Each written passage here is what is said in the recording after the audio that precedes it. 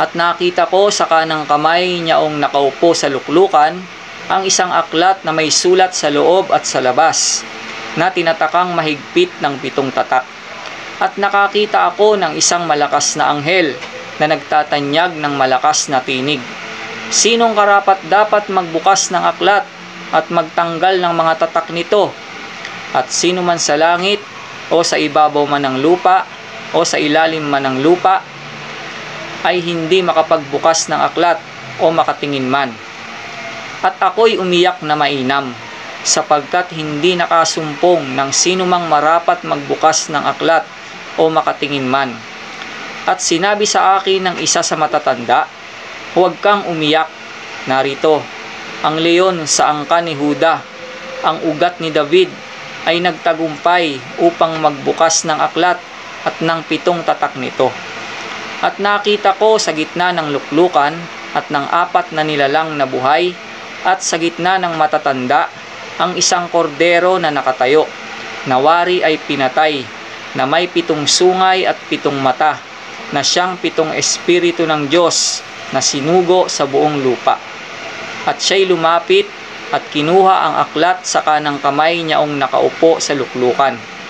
At pagkakuha niya ng aklat, ang 4 na nilalang na buhay at ang 24 na matatanda ay nangagpatira pa sa harapan ng kordero, na ang bawat isa'y may alpa at mga mangkok na ginto na puno ng kamangyan, na siyang mga panalangin ng mga banal.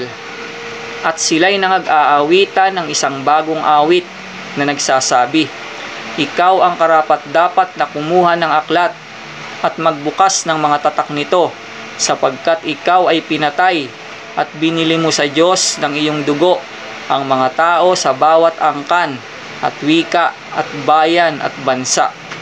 At sila'y iyong ginawang kaharian at mga saserdote sa aming Diyos, at sila'y nangaghahari sa ibabaw ng lupa." At nakita ko at narinig ko ang tinig ng maraming mga anghel sa palibot ng luklukan, at ng mga nilalang na buhay, at ng matatanda.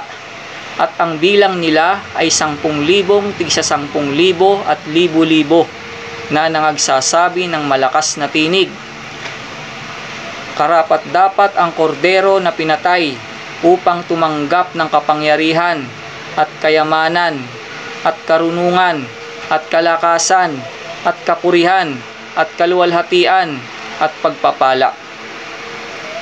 At ang bawat bagay na nilalang na nasa langit at nasa ibabaw ng lupa at nasa ilalim ng lupa at nasa ibabaw ng dagat at lahat ng mga bagay na nasa mga ito ay narinig kong nangagsasabi, "Sa kanya na nakaupo sa luklukan at sa kordero ay ang pagpapala at kapurihan at kaluwalhatian at paghahari magpakailan-kailanman."